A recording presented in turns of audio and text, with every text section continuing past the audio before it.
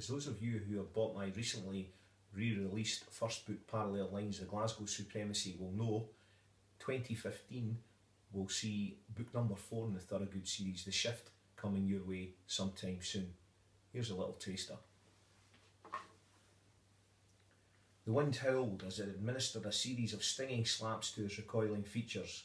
It had been a long, hot summer, and one that, until now, had stayed warm and balmy, but it seemed that autumn was at last making its presence felt. "What's wrong with you, uni boy?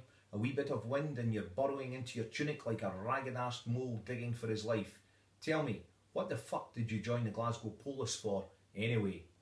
Before Thorogood could reply, and the thought had already taken root that it was a question he couldn't have answered, even if he had wanted to, his inquisitor's voice made itself heard once more above the icy gusts that seemed to slice through their woolen monkey suits.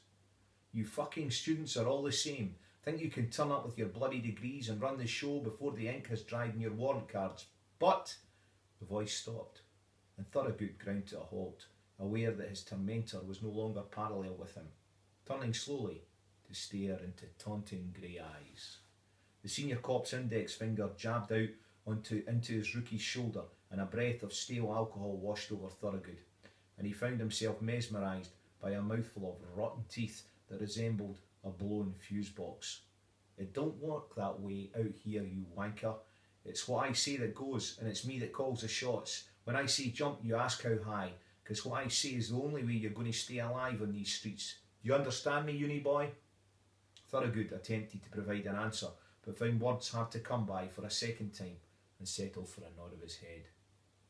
Davidson's contemptuous orbs remained locked in Thorogood's features, but the probationer, a mounting anger at his treatment of at the hands of his tutor cop rising inside him, met the older man's spiteful gaze with a seizing resolve that he would not be cowed.